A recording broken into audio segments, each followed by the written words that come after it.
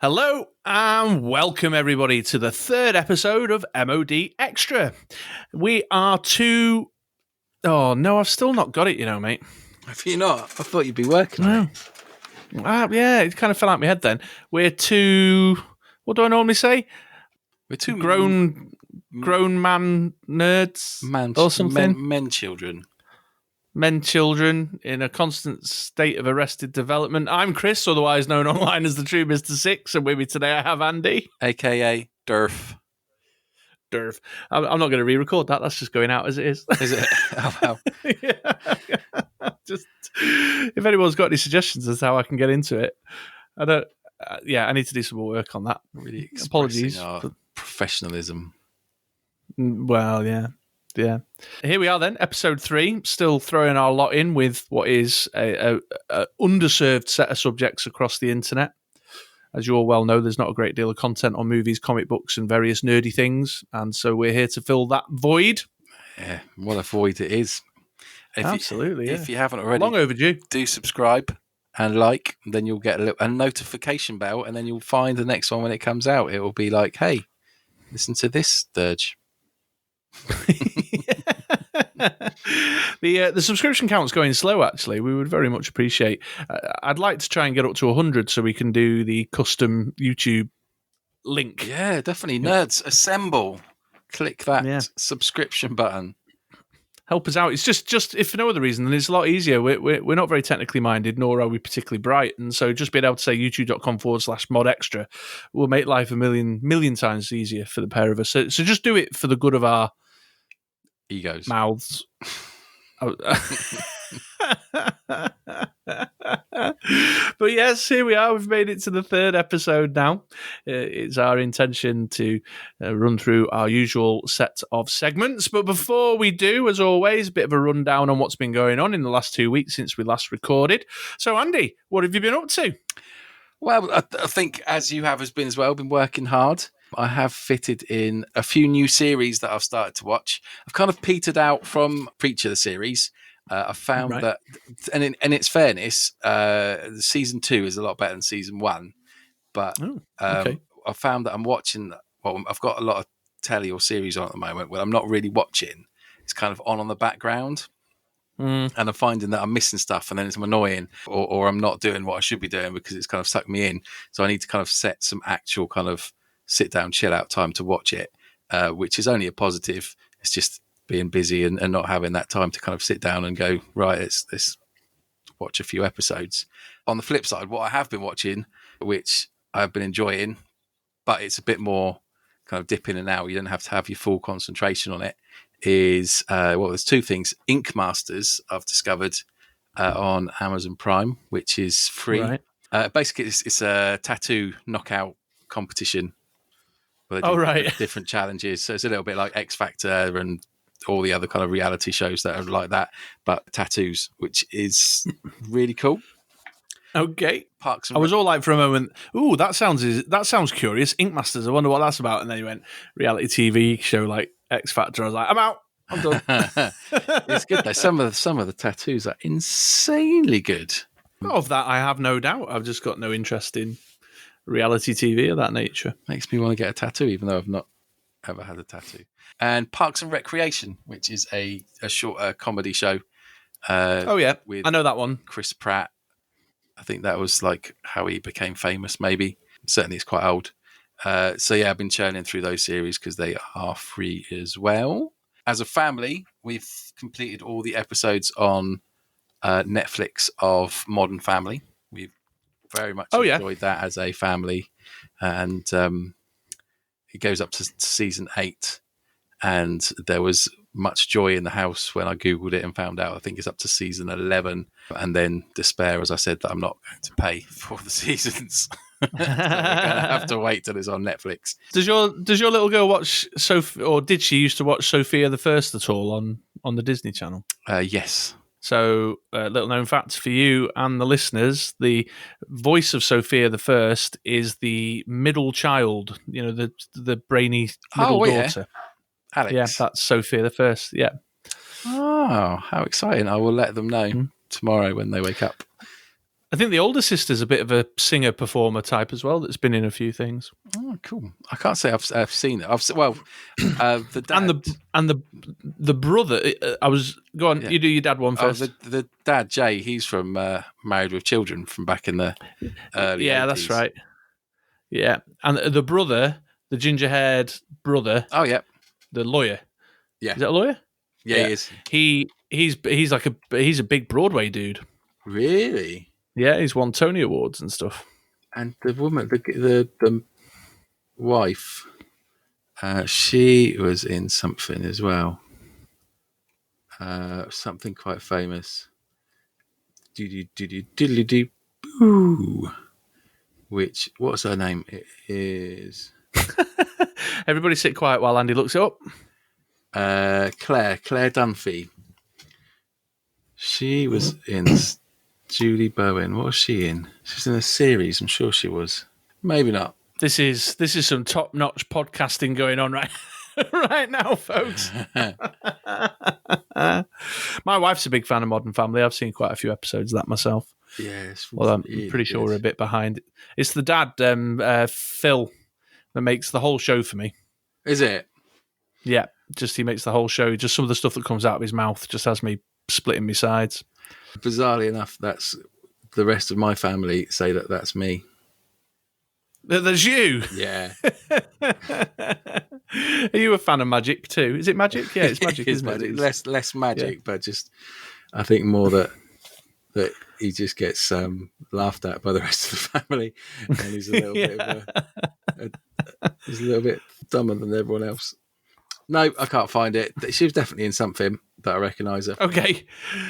Stop the presses, everybody. Actress was in a thing.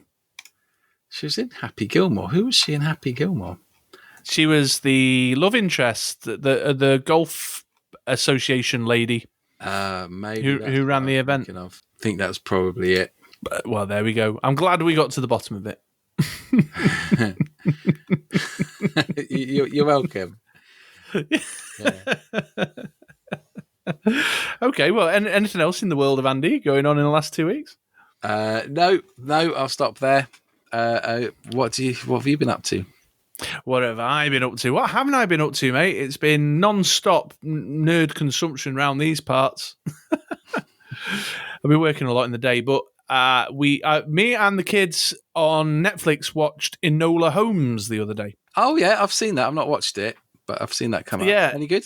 It was actually pretty good. I mean, I'm not saying it was a wild critical success, but as far as a family movie goes, it worked well enough. The actress, I forget her name, but the one who was playing Enola Holmes did a great little performance. Lots of kind of fourth wall breaking kind of stuff. It's got a bit of action in it, bit of intrigue, good cast. You can't go wrong, and it felt kind of old school. Like the way the story was constructed and unraveled, which I appreciated. It kind of reminded me of the time when I was a kid and used to sit down and watch movies. And what we did is we did a watch party with my sister-in-law and my brother-in-law. So they were watching it where they are in Wales at the same time as we were watching it up here in Manchester using a service called Telly, which is quite interesting. So you have like a little chat window down the side of the screen, and you can like type little instant messages to each other as the movie's going on. I like that. That's very cool. Yeah, it was quite fun. So I've got a little Bluetooth keyboard, just hooked that up, gave it to the kids, and so they were just chatting with their auntie basically through the course of the movie, and lots of kind of like, ooh, wow, or what's going to happen next, or go Enola, and all that kind of stuff, which is cheesy, but it was a lot of fun nonetheless, and the kids really enjoyed it too. So that was a bit of something else. And also with the kids, we've just watched the third season of Where in the World is Carmen Sandiego on Netflix as well. Not heard of that. What's that about? So it's a cartoon. It's a kid's cartoon, but there used to be a Carmen Sandiego old cartoon, which is I don't think it's very well known over here, but Netflix have just done. It's on like season 3 now, and she's like this super spy, or this orphan who gets trained to be a super spy, and then she discovers that the organization that trained her is actually the evil secret organization, not the good spies. So she goes out on her own and starts to try and she's trying to find her missing father and her missing mother, and it's actually quite good. It's actually quite good. So that's kind of the family stuff. For myself, I'm up to speed on The Mandalorian. I think 2 episodes in now. Nice. And I'm up to speed with Star Trek Discovery, which I think is 3 or 4 episodes in now. They've both been pretty good. I'm liking The Mandalorian, but I'm not going to say too much more, folks, because Andy, you're saving it up, aren't you? I am. To do a binge. Yeah, and I've managed it so far. Every Friday, the urge, kind of like the draw towards it, but I'm going to stick because they're quite short as well. They're only the first season was 6 episodes.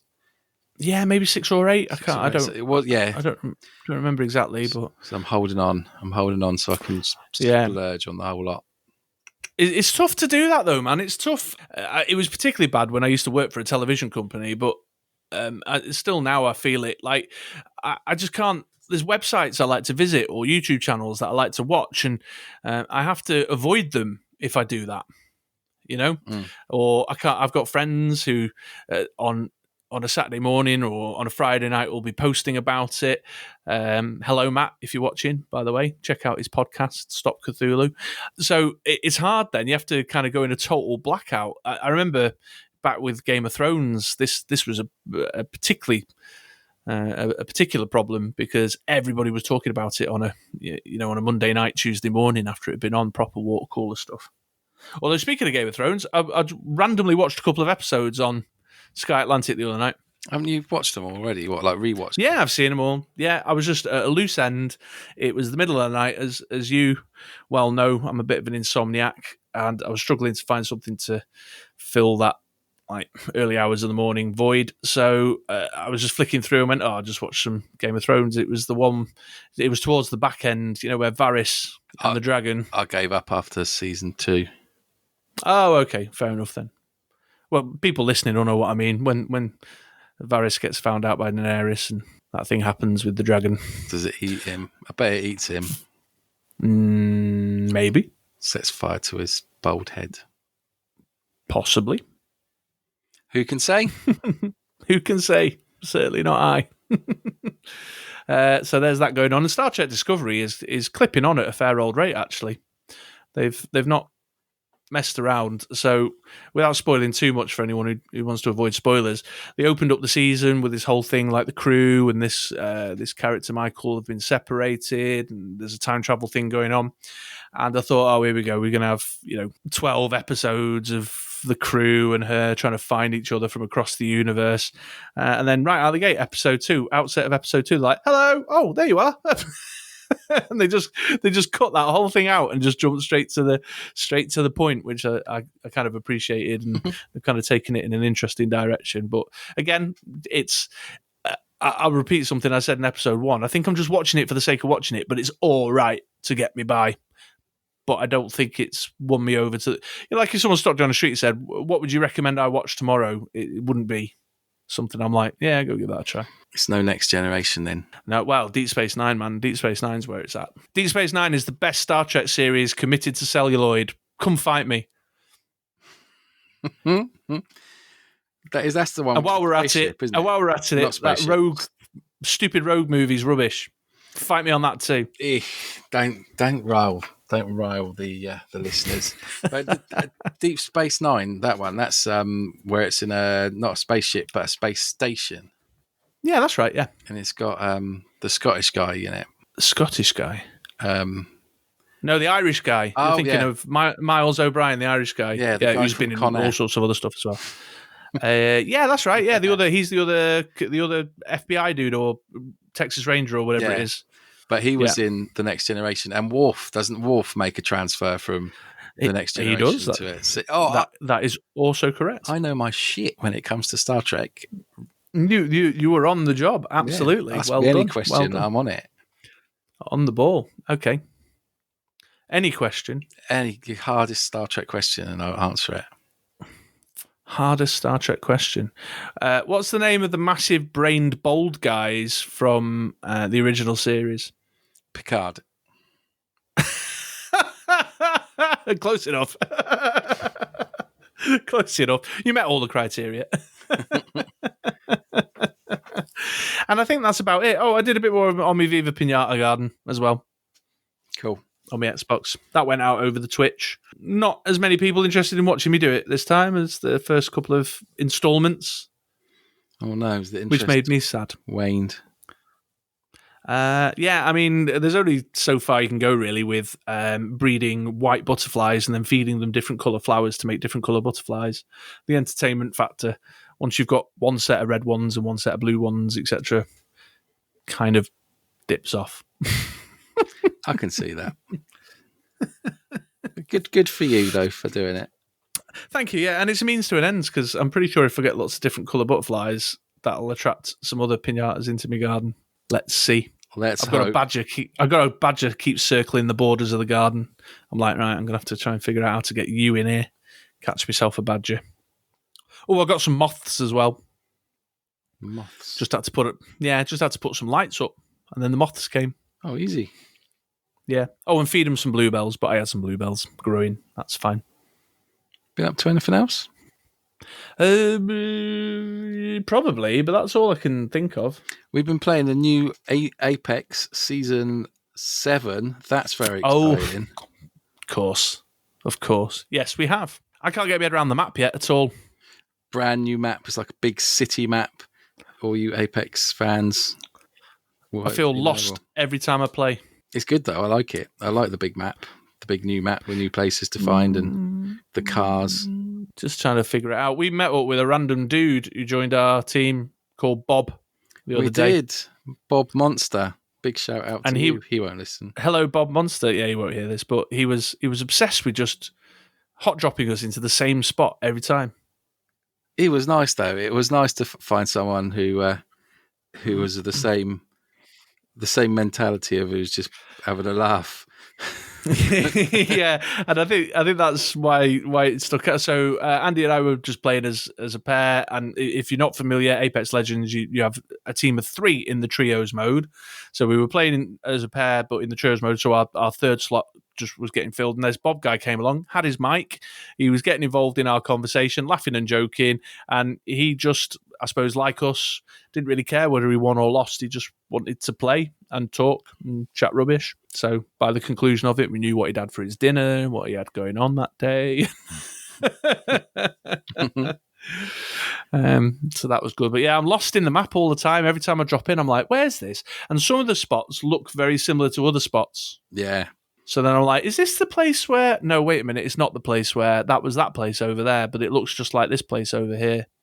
And there's lots of layers. Have you noticed it's really layered? Yeah, you can go underground quite a lot. Yeah, and I keep hearing footsteps. And I'm like, there's someone in here with me. There's someone in here. And then I'm pinging to my teammates like, there's someone in here with me. And they're like, nah, mate, you're bobbins. And there is someone in there. They're just in a tunnel underneath me or in a 3-story...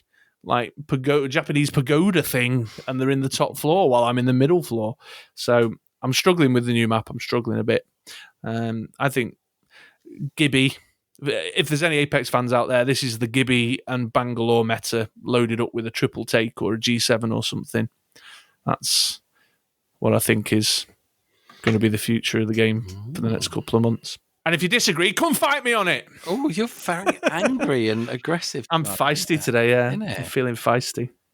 I'm looking for some audience engagement, you know? Oh, that would be nice. And in the absence of positive engagement from the first 2 episodes, I'm just going to try and troll the audience. Negative engagement. I like it. All press is good press, you know what I'm saying, bro? True that. Right. True that. Let's tell them what we are going to talk about this episode, shall we? Let's do that. Okay, well, so our first segment is the Andrew. Let's try that again. The first segment is going to be Andrew's Retro Corner, and the movie... Well, there's been a complication with that one. There's been a big complication. So when I set the film Short Circuit, I did check first. It was available to rent or buy on Amazon. However, soon after we recorded our last episode, it came off Amazon. Not only did it come off Amazon, it came off any possible way of watching it through a streaming or online service, which is legal. And obviously, we only do things that are legal. Indeed. So we're a bit of a conundrum. So we have traversed to Short Circuit 2. Yeah, I mean it's an extreme change, obviously, folks. Hopefully, you can roll with that. Fingers crossed, and apologies, but that's the way the cookie crumbled on that one. Absolutely. Then it's on to Chris's comic book corner, where I challenge Andy to read a comic book as a comic noob and see if I can't introduce him to some of the joys of comic book reading that I went through when I was a kid. And this time around, it is the 1987 Keith Giffen's Justice League International, the first trade paperback volume that I've challenged Andy to read. So we'll get his thoughts. And then for our third and final segment, the kind of debatey, randomy one at the end that we've still not properly named, we're talking zombies. It's all about the zombies. Talking zombies, and that should take us to the close of the episode. So I think without further ado, we better get cracking on. Yep, let's do it. Let's do it. On to the next segment.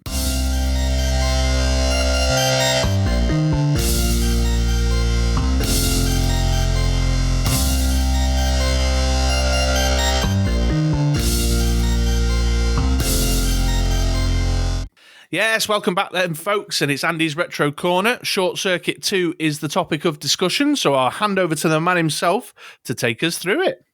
Yeah, so as we said in the intro, it was going to be Short Circuit, but we had to go for Short Circuit 2. So we've both watched it or rewatched it. I'm sure Chris has seen it before from his youth, as have I. Yep. And I have to say, I've very much enjoyed it. A lot more than I thought I was going to be fair. I was a bit disappointed not to watch Short Circuit because I think Short Circuit 2, for you other Brits out there, I think that's the one that's usually on kind of terrestrial TV when they do put a movie out a lot more than the first one. I've not seen the first one for a long time, so I was quite keen on watching it again because I do have positive memories of it. But Short Circuit 2 did not disappoint. You get it everywhere. It's everywhere. It's on Netflix. It's on Amazon. It's on Apple TV. It's on the Microsoft Store, Google Play. Short Circuit 2 is just everywhere. Short Circuit the first? No. Can't even rent it. I know, right? Like, what's all that about? So, briefly, again, we're not going to go through a synopsis of the film because you more than likely know what it's about. The first one is about a robot that gets hit by lightning and gets its own identity and he's living. He's got his Johnny Five. He's alive and his escape from the military and what he was made to do. And then the second one, obviously, he goes to a big city to help his mate build lots of toys. And the frivolity that ensues. Absolutely. I made some notes. I know you have as well. I have indeed. One of the things that I noticed is that it's an incredibly artistic film. Artistic? How so? There are a few shots that like you can tell that there's a few scenes in there or shots of specifically the robot Johnny Five, especially the one where he's been beating the shit out of and he's down that alley and he looks back and it's like proper heartstrings pulling moments and it's very artistically done and then he writes on the wall, "You'll fix." And yeah, there's a few bits throughout it. It is scattered throughout. It's not like the whole thing's like an art house extravaganza, but there's a few bits where they put a little bit of thought in and really kind of thought about composition and crap like that, which I noticed. Which was a surprise. Certainly didn't clock that when I watched it, back in the 80s and 90s. I liked Johnny Five more than I liked the heroes of other human heroes of other movies. They make him very likable. In fact, they make all the characters very likable, even the massively racist American doing the character from India with one of the worst Indian accents I've ever heard. Which little known that's fact, been talked about a lot over the years. As it, see, I did. Yeah. I'll be honest with you, didn't know much about it. Only because I was Googling it did I realise that, I suppose as a kid you don't really think, realise that he wasn't actually Indian and that the country of India banned that actor from going into India for, I think, nearly 20 years. I think his ban got lifted in 2009 because they were that annoyed with his portrayal of an Indian person. Yeah, Fisher Stevens, who's a really famous actor. He's been in tons of stuff. Yeah, I didn't recognise him, and it wasn't until the rewatch, or because I was looking at that, I clocked it, which is, probably should have done. But then his character's super likable. Like, who doesn't like Ben Shafiri? He's just this really lovable character. Yeah, I did in my notes. I've just written this. I think the reason I wrote it was on the subject that you're getting at there. I just wrote casual 80s racism. Yeah, you would just not have it these days. You would not have that in any form of publication, movie, TV, or anything like that. Absolutely. Simply put, brown face, not okay. Not okay. Not okay. Which is strange. Like, it is bizarre. It's not like a black and white minstrel show. There's nothing like negative towards it. The characters. It's the main character. It's your main. I suppose if you discount the Johnny Five, he's your main human person that you're rooting for and that you like and you want to do well. Just bizarre. Yeah, just bizarre. But I think by today's standards, clearly there's very talented actors from India who work internationally, who have been hugely capable of doing the role. And I think the question is that in the 80s, it just wasn't even a consideration. It's like, let's just get this white guy and brown face him up and that'll do, and that's not okay. That's all I've got for that. Yeah. Moving swiftly on. What I was saying about like Johnny Five as a character, and considering that he's a badly thought, well, not really badly thought, he's an 80s style robot. He's basically like old school 80s Wall-E. He is, isn't he? With the eyes as well, yeah. But like thinking back, like I cared more about him dying than I did Goose, or the fact that he might be dying. What? I know, right? More than Goose? More than Goose. Madman. I tried to think of other examples, but I was a bit tired. But like Goose, like RoboCop, I think I cared more about Johnny Five than RoboCop, which you should do because, he is alive, but there's something that proper pulled your heartstrings. And I like the way that he's like really innocent. Like he's this massive innocent, like he's like input, that wouldn't hurt a fly. Like really like just wants people to like him. He goes out and he tries to fit in and he just wants to learn about things. And then the dude basically fucks him over and he's like, gets kicked the shit out of. And then he's just like, no, there's a line that's been crossed. I am a robot. I am hard as you like. Let me put on some 80s punk style robotic parts. Yeah, the 80s punk stuff. I also wrote about the hilarious Los Lobos street gang with their leathers and their chant. While we're on the subject of 80s punks. So Los Locos was that chant was a well used chant of my schoolyard days, because Los Locos kick your ass, Los Locos kick your face, Los Locos kiss your balls into outer space. Genius. Yeah. So he's basically like, no, I'm going to put on this 80s stuff. Enough is enough. I'm a nice guy, but you pushed me too far. And then he's like, and then he just basically goes and beats the crap out of him. And there's this bit where the guy's about to hit him with a crowbar and he just grabs it from behind him and he's like, and just chucks him. And it's just brilliant. So listen to you, the level of excitement. I can feel the excited energy in your voice just talking about it. Yeah, so that was another one of my thoughts. Go, you weighed in with one of yours. Okay, let's have a look.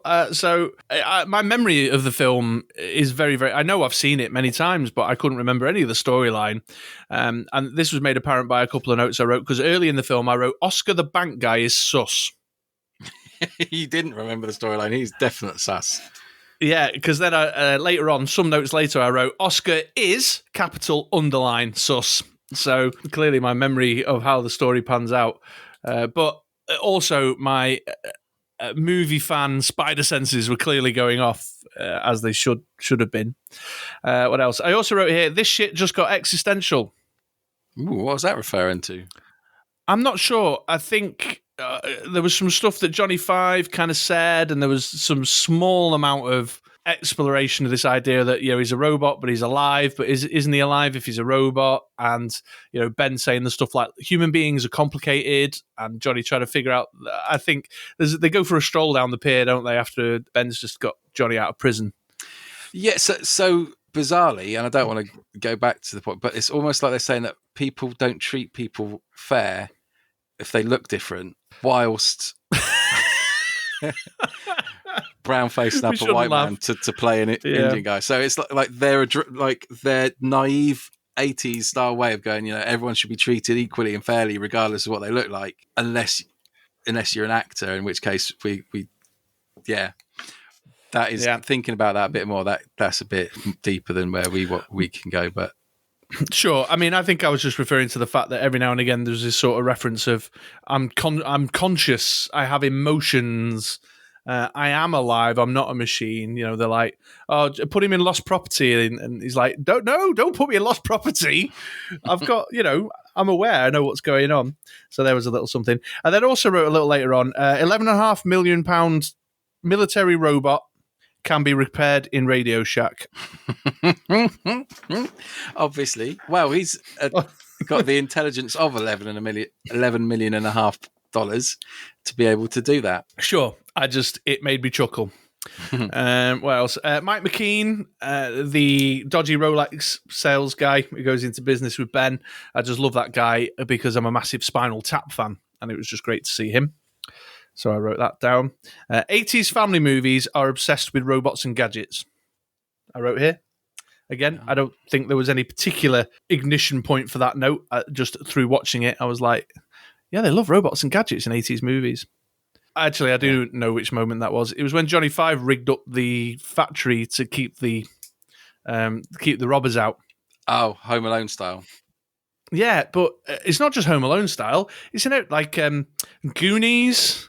Yeah. Batteries not included. I can think of a ton of films, especially 80s ones, where there's this idea of rigging things up and using gadgets and robots. And do you know what I mean? Yeah, booby trappy style things. Yeah, I see that. Yeah. And then my last note was a quote. Sir, you are not knowing your fluids. I don't know, just made me laugh. Yeah. just made me laugh. Thought I'd write that one down. Oh, sorry, one more. The battery was a Die Hard battery. It was. I didn't know if that was a brand in America. Yeah, possibly. I suspect it is. But, I suspect like it is. That. The last point that I've got was, again, it kind of refer to music. There's a couple of bits where music gave me goosebumps in it, which doesn't usually. There's one bit when they're stuck in the freezer, and hopefully you guys will all know what we're talking about. And he's doing the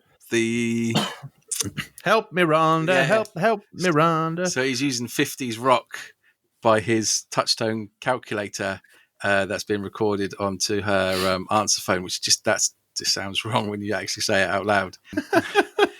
But that worked as a scene when they're in the taxi, and it's all kind of 50s rock and roll. So I like that bit. And you can never go wrong with a bit of Bonnie Tyler at the end. No, I noticed that. That pricked my ears up. I need a hero. Although we're off with Bonnie, obviously. Oh yeah, we obviously because she's she's copyright claimed us previously. Yeah. So we won't be able to play you that part, but hopefully you can play that in your head. But there's the bit where he's going down the dock, and although I said like how some scenes very artistic, that very much isn't an artistic scene. He's just going down this really kind of bland, grassy edge of some water. But you've got Hero kicking in full blast. You've got evil fat banker man on his boat, and then he's swinging. Yeah, and it's just, I don't know. There's a lot of very plus points. It's a very good paced, enjoyable 80s family fun movie where the goodies win in the end. Spoiler. Spoiler alert, yeah. I did miss Steve Guttenberg, though. I was worried going in because I was like, oh, man, I can't remember what happens in Short Circuit 1. I hope this isn't in any way relevant, but it was one of those very classically 80s sequels where you don't really need to, it's not like other trilogies or series where they roll into each other. It was just, here's these characters again in a new adventure kind of thing.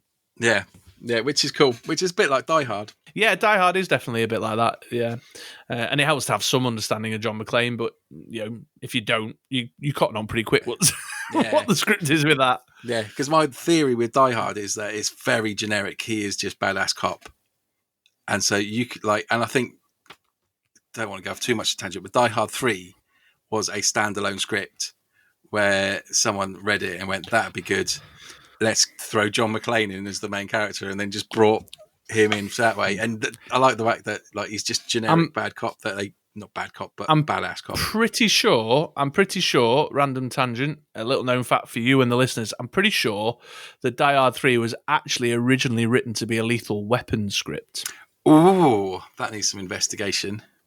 Yeah, I'm pretty sure there's some connection there, and that the Samuel L. Jackson character was obviously then rewritten to be the electronics store guy, but it was supposed to be Murtaugh, yeah. And that's why they gave John McClane a partner. I'd quite like to watch that as Lethal Weapon. Be interesting, wouldn't it? I wonder. I'd like to know if the guys who did Die Hard robbed it, or if the guys who did Lethal Weapon went, "Nah, that's not a good idea," because that is a brilliant movie. Yeah, I'm not sure. I'd have to. It's just like one of those things you hear one day, and I don't. I may have just spun a complete bullshit tale there, but I'm pretty sure that there's some connection, and it was written as a spec script for Die Hard, for Lethal Weapon 3, and then there was some executive got involved, and there was a change of decision, and they rewrote it to be Die Hard 3 instead. Yeah. I'd like to see it as Die Hard as Lethal Weapon, as a Lethal Weapon film, but admittedly they would never do that because you know what happened. But cool. I think that anyway, Short Circuit 2 ran me. That's kind of run up to kind of our thoughts on that.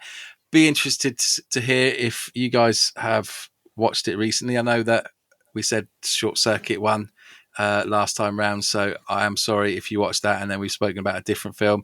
Not the idea. But if you did go on and watch it, or if you want to go and watch it recently, let us know your thoughts. Put them in the comments. Send us a message. Be very interested to see if you enjoyed it as much as I did, bar the kind of random 80s racist undertones. Yeah, which I think is going to be unavoidable with this retro corner. I'm starting to realise. Yeah. If it's not racially insensitive, then it's going to be sexism of some description, or I don't know. Or just blanket smoking. Like how many, like Ghostbusters just did not stop smoking throughout all of it. Yeah. And I'm surprised they didn't have like packs of Marlboro like in their hands in good positions and stuff. That's just constantly smoking. It's like we are going to come across stuff that is unacceptable in the modern day, but was absolutely fine back in the 80s. I did notice that because the girl, sorry, I was about to wrap up, but the girl in Short Circuit 2, she was a massive 1950s rock and roll fan. Yes, she was. Like, yeah, that's a bit weird because like the 1950s is like really old, and then when I did the maths in my head, it's like someone of today being a fan of 90s music, and yes, that was quite depressing when I thought about my age. Yeah, I'm sure it's true. Yeah, when I was a kid, the 50s was ages ago, whereas now the 90s was literally like last week. And on that note, Andy, I'll ask you, what's our homework for next episode, please? Okay, well, as we know, unfortunately, since our last episode, the amazing Sean Connery has unfortunately passed away. Very sad news. Yeah. Oh, you've just reminded me of something. Yeah, carry on, sorry. Okay. Over the last few weeks at home, we watched Indiana Jones and the Last Crusade. Very much enjoyed that. He has got loads and loads of very cool films, notwithstanding the amazing James Bond movies. Yeah, here we go. I think, can I hazard a guess where you might be going with this? I think you'll guess wrong, so go on. Can there only be one? Oh, close, but no, it's not that one, although we will get to that one. I am sure, depending on how long we do this for. No, I've brought it a little bit forward to slightly more recent times, and I've gone for The Rock, which I think is one of my favourite films that he's in. Wow. which I think is the 90s. Yeah, it is the 90s. I'll tell you why I know it's the 90s, because I did 2 weeks It's Michael Bay, isn't it? work experience in a cinema when this was on, and watched it numerous times when they didn't know what to do with me. Bam, bam, bam, bam, bam, bam, bam. It's got the same music as Bad Boys. He just reused the same soundtrack. Yeah, and the same filters over a camera, and the same camera, the camera angles looking slightly up and panning around someone looking mean. So we're in for a Bay bonanza with Sean Connery. I do a very good Sean Connery accent, which I may do because it's a line from this film that I do, which is really good. Although maybe insensitive where he's just died. Don't know. We'll have a think about that. But The Rock. And I know it's available because I have bought it on Amazon. So I'm definitely going to be able to watch it because it's in my actual library. So yeah, get watching it. Okay. See you in 2 weeks. There we are. Rightio. Okay, Brill. Thanks, The Rock. I'll get on that. Excellent. Right. Well, let's rock and roll on to the next segment, shall we? Let's do it. Okay, welcome back, folks. It's time for Chris's Comic Book Corner, and the topic of discussion for this instance of the Comic Book Corner is the Justice League International, the first volume trade paperback written by Keith Giffen, originally published in 1987. Just for a bit of context, if you're not aware, so the whole kind of process of this is I've been a comic book reader pretty much since around 1987, since this time. Andy is would you describe yourself as a novice, a comic book novice? Yeah, I've dabbled. I've read a few, but I definitely don't know much about it. No. So I'm trying to introduce Andy to a number of kind of comic series or comic books for a variety of reasons. And the reason I chose this one is because I read it. It's one of the big influencing comic books on me from the very early days of my time starting out as a comic book reader. So I'll ask you, just get into it, I suppose. What did you think of Justice League International, man? Full disclosure first, it is a big book and I haven't quite finished it. Two reasons why. It is massive and I wanted to finish the whole Preacher series because I really enjoyed it. So that did eat into some of my reading time. So that out of the way, I have done most of it. It's good. It's definitely a completely different kettle of fish to The Watchmen and Preacher. Yes. In regard, most definitely.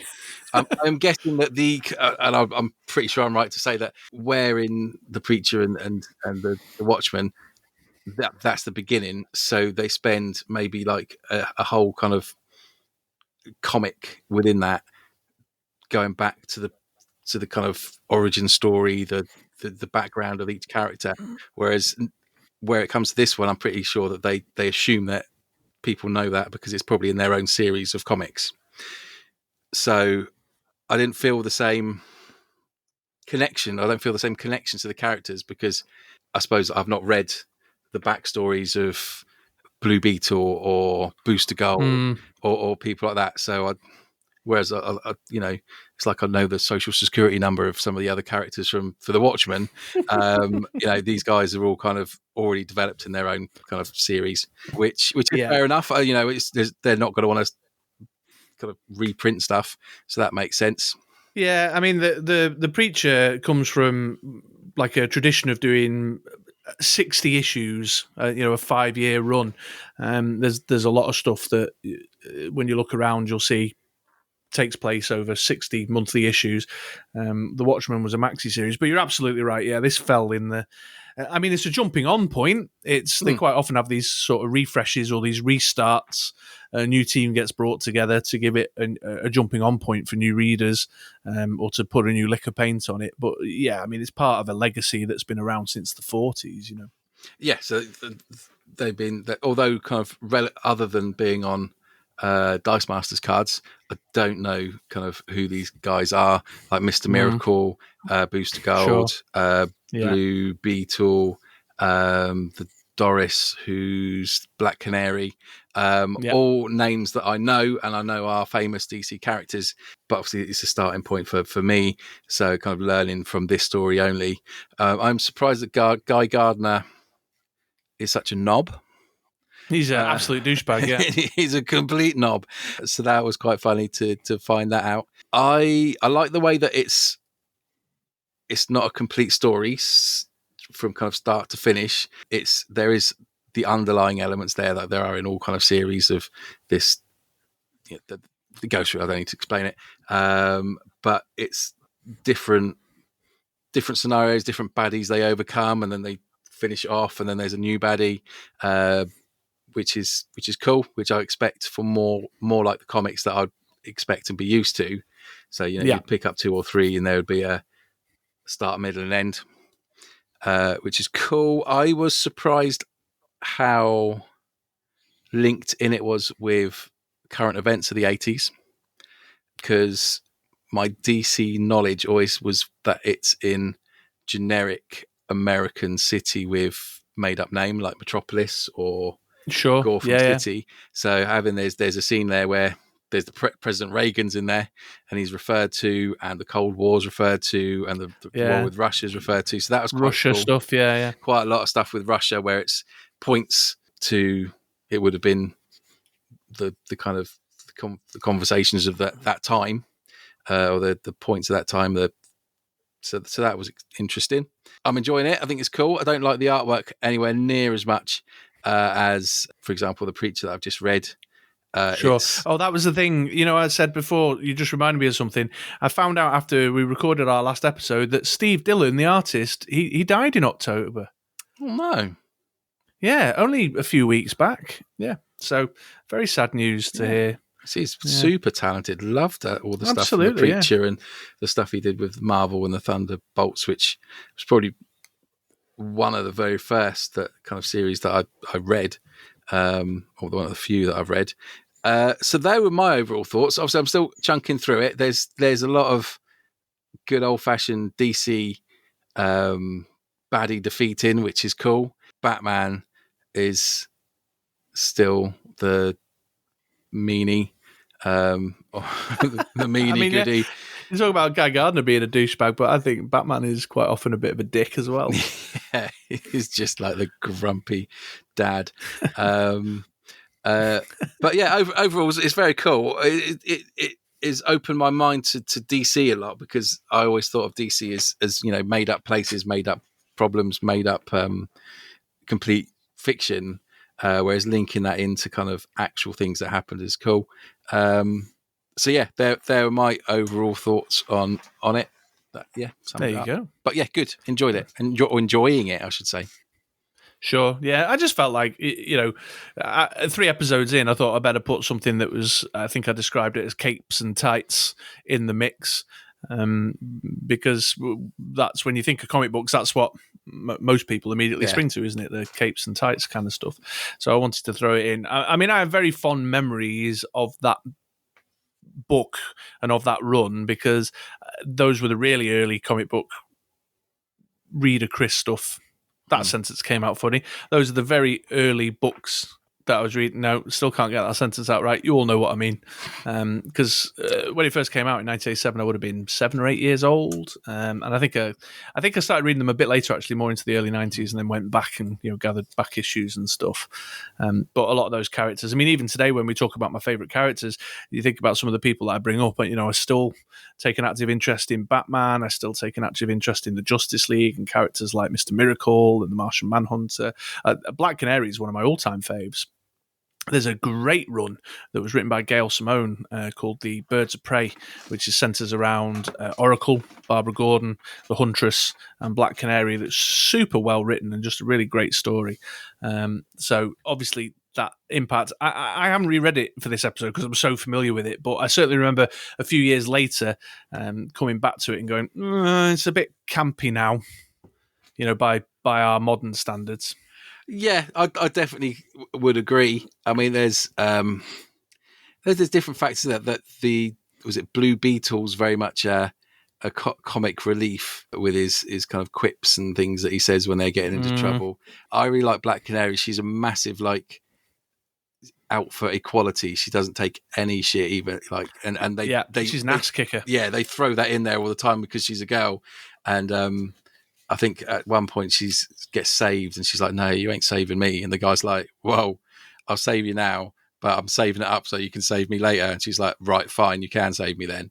I like that in the 80s that was being advocated after all the stuff we just spoke about the 80s.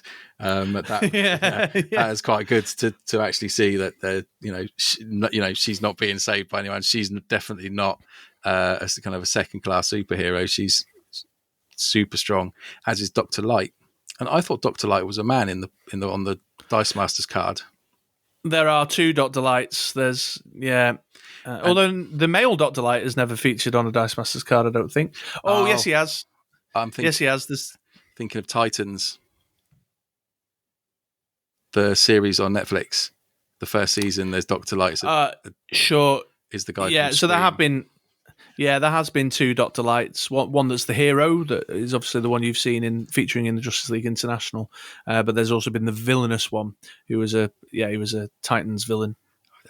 What, did they run out of names or something? No, so I'm just trying to remember now. What quite often happens, and what I think is what happens in this instance, is the villain will steal, like if their powers are driven by a piece of technology or a special like techno suit or a magically bestowed artifact or something, the villains steal them, or the hero dies and then someone comes across it in a chest in the attic and becomes a villain using the same thing.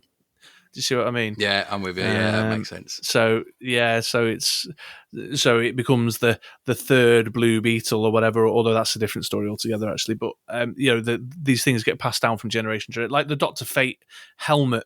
The Dr. Fate's in Justice League International. The actual thing is the helmet. The magic powers of the helmet, and when someone puts the helmet on, they become the new Dr. Fate. And so there's been several alter egos through the years for him, but it's because it's the helmet. Helmet. Very good.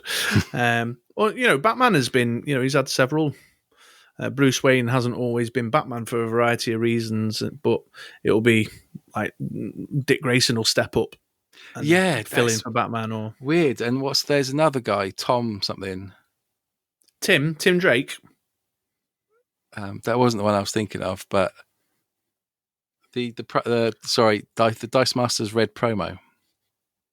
Oh, Thomas Wayne. Yeah. Oh, well, now that instance, you're getting into alternative reality stuff. Yeah, that's enough to properly bend your head. It's like Spider-Man. You're not ready for multiverses yet, dude. No, I'm not ready. You're not ready for multiverses. Yeah, it's like there's other Captain Americas and other Spider-Men. That's just mental. Yeah. Maybe. Yeah, it does. It gets crazy. We'll get there. Yeah, people die, and then someone picks up their legacy or whatever, and or finds, like I say, their magic staff or their armor. But to be fair, Marvel does it a lot too. Yeah, one thing that I've learned from Marvel is that when someone dies, they're never dead for long. No. So even though I know they've killed people off in Endgame, Black Widow and that, they've already brought back Gamora, and from the little knowledge I've got of the comic books, I think every Marvel superhero at some point has died, and they'll be back. It doesn't matter. There's some massively over convoluted storyline, like they go back in time or whatever, and bring them back again. Yeah, I mean, if you look at like Guy Gardner, for example, in Justice League International, he was a Green Lantern, then he lost his Green Lantern ring, and he found a Yellow Lantern ring out in space. But this was before we kind of fully knew what was going on with Yellow Lantern rings. So he uses the Yellow Lantern ring for a bit, and he's Guy Gardner with a Yellow Lantern ring. He's got this like blue and yellow version of his uniform. He then loses that ring, but then he becomes Guy Gardner Warrior, where he's merged with a strange mystical force that turns him into this. He can turn his hands into guns. He then gets transformed back into a normal human being, spends a little bit of time in retirement, and then gets given a Green Lantern ring back. And now he's a full-time Green Lantern again. That's a long CV, isn't it? Yeah, that's comic books for you, bro. It's crazy. I think what happens sometimes is you get a writer who'll pick up a series. So they'll say, right, new superstar writer taking over the X-Men, taking over the Justice League, whatever. and there are things that they want to do with the character, so they're just constantly just retconning or going back to like resetting it to the point that they wanted to write about. Do you know what I mean? It's like, no, that character can't be dead. I love that character. I'm bringing them back. 2 pages of exposition. Oh, yes, they were found in this magical rejuvenating pit. Done. Right, I can now write about this character that I love. Do you know what I mean? Yeah. I remember I read. I can't remember all of the storyline of it. It is a Marvel one where all the Marvel superheroes were up against some big baddie, and I think Wolverine ends up going back and forward in time trying to stop like everyone getting killed. I think it might have been an Ultron one. And anyway, to the point where he manages to make it that everyone survives, comes back to his normal time, but he's so harrowed by seeing his friends die over and over again that he gets the Wolverine that's there at the moment to kill him because he can't live anymore with all the stuff he's experienced. And it's like, that's just mind-bending. Yeah. Oh, yeah. We'll get to that stuff. We'll get to that stuff for you. Yeah. Baby steps. Same Absolutely. baby step. For now, the first 2 that you gave me was all to do. It was probably some of the darkest things I've ever seen in my life. But yeah, I know, but it's building blocks. It's building Mm. blocks. You're not seeing nothing yet, mate. I've got some stuff on the list that'll curl your toes even more. Right, there we go. Well, there's Justice League International. Please do let us know in the comments below if you're reading along with us, what your thoughts are on the Justice League International. Do you have fond, nostalgic memories of that time, such as I, or do you think it is just campy nonsense? Let us know. But would you like to know what I'm going to give you for next episode? Yes, please. Actually, do you know what? So I've got a list going on here, and I'm having second thoughts about what I was going to go for. I might go for something different. Right, I'm going to give you a short one next. Okay, a bit random and a bit out of the blue. It's called We 3, written by Grant Morrison and drawn by, and this will explain why I put it on the list, Frank Whiteley. Oh, how exciting! Yeah, so it's only a little one. It's it's interesting. It's a curious little book. It's only in the last 10 years or so it's quite a modern one. Wow, cool. But there's a particular element to it that some listeners may be aware. There's a particular element to it that I think you're going to appreciate, or I hope you'll appreciate. Nice, thank you very much. There we go. Okay, brilliant. Well, that wraps up Chris's Comic Book Corner. We'll move on to our next segment. Zombies.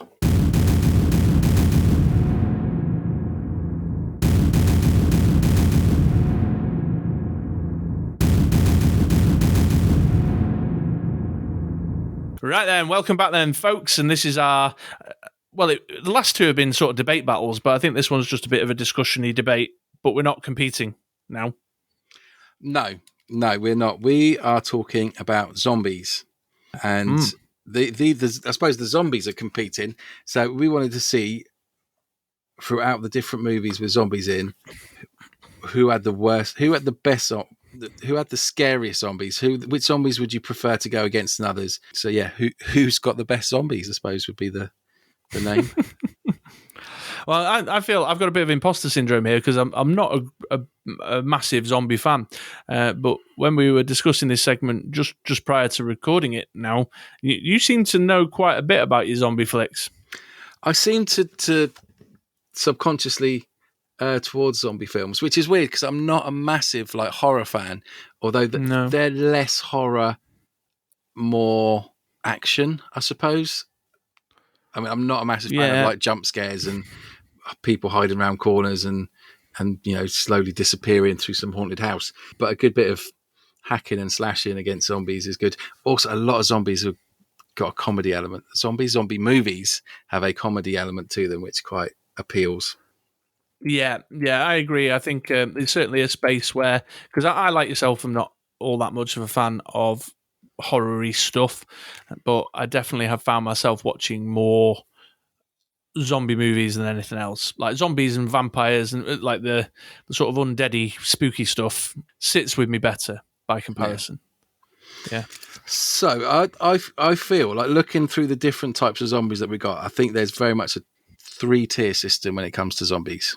You've got your tier ones. Now your tier ones are your stereotypical, your Night of the Living Dead, where it kind of I think it originated. If I'm wrong, do let me know. But that certainly was the first kind of I remember kind of seeing zombies kind of rock up, which is Night of the Living Dead. They're your undead corpse. They're not very fast. They're not very strong. They're not very clever. But they come en masse, and they'll one-on-one with a standard kind of Night of the Living Dead zombie. You could take it on, be it with a hammer or whatever. It's just going to kind of drag its way towards you. You're going to smash it in the head. It's down. It's gone. So Night of the Living Dead, definitely on there because that's what they do. Shaun of the Dead is a good example of that. Yeah, well, there's that whole range, isn't there, of the Day of the Dead, Dawn of the Dead. Yeah, the dead go on holiday, all that kind of stuff that all comes in that sort of shuffly dead zombie space. Yeah, The Walking Dead is a good example of that. They're not particularly fast or strong. They're just relentless and in en masse. Yeah, reanimated corpses shuffling about. Yeah, I've not seen it for a while, but I believe that Pride and Prejudice and Zombies, if you've not seen it, it's worth it. They're kind of, I think they're on there. It's been I probably watched it a year or two ago, but I've never seen it. I remember enjoying it. It's definitely worth it because, and again, that's that kind of comedy element to it. I mean, it is funny, albeit with the Living Dead eating your favourite Pride and Prejudice characters, which I think after sitting through so many costume dramas with the wife, it was just satisfying to see them die. Notable mentions to, again, it's been a while since I've seen this one, Cockneys versus Zombies. If you're looking for that mix of Guy Ritchie and he hasn't done it, but it is very much like a Cockney kind of Guy Ritchie Snatch type characters up against the Living Dead. That's worth a watch. So they're your tier ones, your bog standard zombies. Yeah, get your power tools out, you'll be fine. Yeah. your next level, I think, is the upgrade. It's the runners. The runners. So they're still dumb as thick as pig shit. They're still brain dead, as it were. Brain dead. They're still but they're running. They're fast. Of which I think Zombieland 1 and 2. You've seen the first one. You should check the second one. I've not seen 2. I didn't even know it was out, to be honest. I thought Zombieland 2 was going to get a cinema release and then got delayed, and then I never really followed it up because it's not. I don't think it's when did it come out? Like 6 months ago, or is that just me losing the plot? It came out on Sky a month or so ago. Oh yeah, okay. So it is. I think it went straight to Sky though. Did you pay to see it? No. Oh, okay. It just cropped up on my Now TV. But they run, and that's why kind of is rule 1 cardio comes into effect, and that's the first scene. Is him running around and around the petrol station whilst he's trying to unlock his door, and he just they're stupid, so he just runs in a massive circle again. Yeah, that's a good movie. There's also, I don't know, have you watched or read the Maze Runner films, books? No. See, that's a weird one. I don't want to give too much away, but the first one doesn't really encounter them. In the second one and the third one, I don't think they've released yet, but I've read the series, and you get more involved with zombie elements in the storyline, and they're running fast. They're quite scary, similar to World War Z, where I always put those as 2.5. But they're mental, aren't they? Yeah, World War Z. Yeah, they're sort of like this weird sort of. It looks like an ocean wave, doesn't it? Sort of swarming around and. Yeah, I think it's the bit in World War Z where he's going to, is it Israel? And they're all piling up against that wall. On the wall, yeah. That's exactly the bit that I was picturing in my head when I said, because they're all just like piling on top of each other, and it starts to look like just a big wave crashing against a rock, yeah. Yeah, so they've got more of an agenda. They're not just kind of just standing around or shuffling around and then they see someone and start running. They're well on the case. And then you've got your tier 3s. And your tier 3s... I've not seen it, but 28 Days Later. I have seen that one, and they're a bit yeah. And the zombies definitely live in my mind there because not only are they runners, but they're so they call, if I remember right in the film, they call it the rage. They're like so they're not just runners. They're just like they're raggy as well. You know what I mean? They're aggro, Right. and so they're like chasing and hunting down to feed. And I seem to remember it's been some years since I've seen it. Danny Boyle, of course, directed it. Who was Train Spotting and Shallow Grave and all that. But I seem to remember them being like really jerky and like angular and aggressive and nasty. So, almost not zombies, if you know what I mean. Yeah, that kind of next level. I've put, because on my Google search for zombie movies, Resident Evil's on there. I don't know if they start off as zombies, but then they turn into like something more. But they're pretty mental. Yeah. I Am Legend, those weird kind of vampire-y zombie type things. Oh yeah, I forgot about them. That only come out at night. Did they used to be people? I can't. Do you know what? Like, I can't remember. There's a dog in there. I remember there being a dog. That dog dies, doesn't it? That's as sad as Johnny Five. I remember it ending a bit funny, like a bit odd. There's a weird alternate ending as well, which kind of makes more sense. Oh really? That's on the DVD. But nonetheless, I wouldn't want to come up against them. I'd rather have, Nick Frost playing Xbox, trying to fight me every so often, than come up against one of those boys. Yeah. I tell you what, I've not seen them, but I'm led to believe, and if anyone out there has seen them and would like to chime in the comments, I'm led to believe that the Korean zombie movies, their zombies are pretty aggro as well. So there's one come out recently. Yeah, there's one come out recently called Alive. I heard this on Kermode and Mayo, and he's a streamer. He's a video game streamer, and he's in his flat, and he's completely unaware of what's been going on in the outside world because he's just been like twitching his Apex or whatever. And then he realizes that everyone's been turned into zombies, and it's like in an apartment block. So he's trying to escape the apartment block, and from what I understand, I think the zombies in there are pretty, aggressive and nasty zombies, not just like lumbering shitty zombies. Yeah. And there's another Korean zombie film called Train to Busan, which I think is also very aggressive and jerky, nasty, kind of actively wanting to feed type zombies. I could be wrong. I've not seen them myself. It's just something I've heard listening to movie review podcasts and stuff. That sounds cool. That does sound cool. Very cool. I might see if I can add that to some kind of list. Who's say Alive? Alive, and the other one I heard about was called Train to Busan. I think there's quite a few. I think there's quite a few Korean, South Korean zombie flicks. It's like a whole thing. Ooh, I think it's on Netflix. That's what it says. Oh, there you go. It says it's like this year though, so I don't know if it's gone straight to. Yeah, maybe it has. I don't know. Has things to do with lockdown. Just give me the Black Widow movie. But I think, tell me about it. But I think they might be. A tier 3 jobbies. However, I'm speculating just from things I've heard. That looks wicked. Cool, awesome. Yeah, thank you very much for that. The last one on my list, which we spoke about beforehand, we debated whether to put it on because are they zombies? Aren't they zombies? Is the skeletons from Army of Darkness? Yeah, well, they're skeletons. They are, so they're probably more skeletons. But I like the fact that they could talk. I don't know we've had any kind of zombies that can interact. Did the Planet Terror zombies, the Quentin Tarantino, did they talk? I don't think they did. Maybe not. I remember one of them having a bone saw in his hand and cutting someone's head off. Was that Planet Terror? I don't think I've seen that.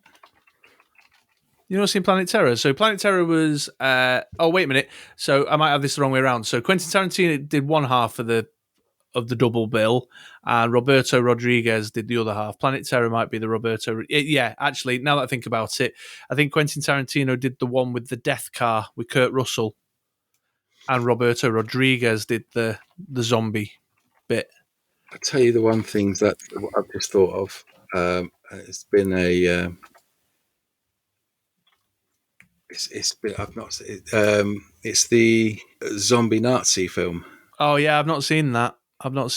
In they're like in Norway or something, aren't they? Yeah, I think from memory they go up and then they hide behind the moon. I don't know if I've got that completely wrong, They hide behind the moon. Yeah, so back in the 1950s, they go up into space, hide behind the moon, and then they end up coming back as the undead. I thought it was. Again, I've not seen it. I'm commenting based on like reviews I've read, but wasn't it like an occult thing? Like they found like these. They went on holiday in Norway or something, somewhere in Scandinavia where it was snowy, and they found a box in a basement that turned out to be like a haunted Nazi gold artifact or something.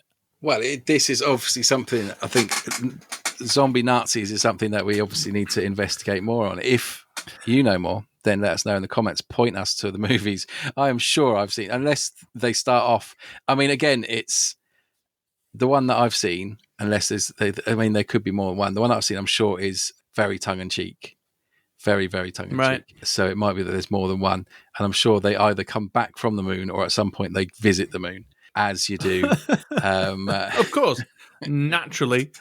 But I'd probably put them up there as well as not really ones.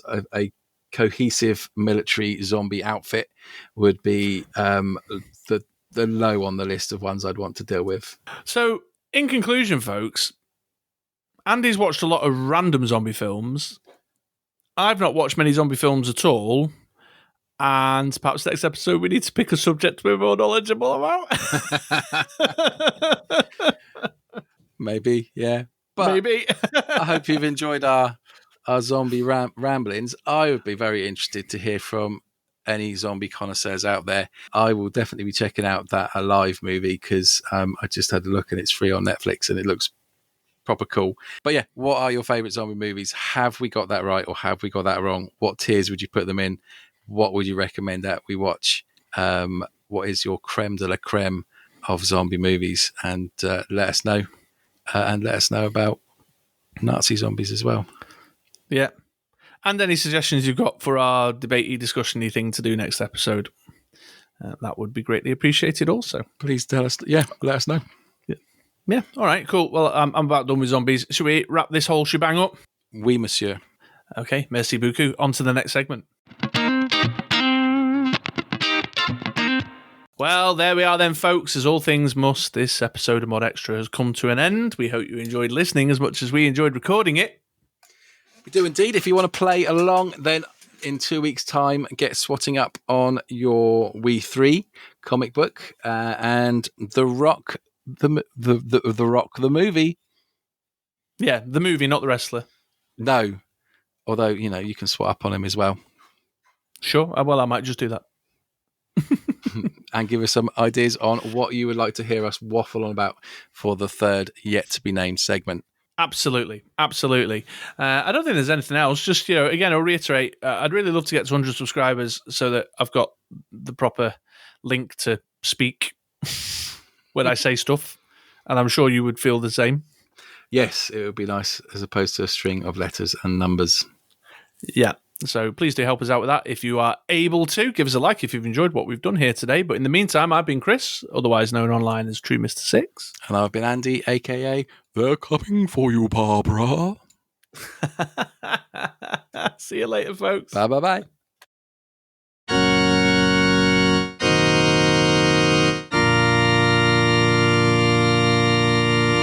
I feel like there's good outtake stuff being missed here. I have not seen Strippers versus Vampires, no.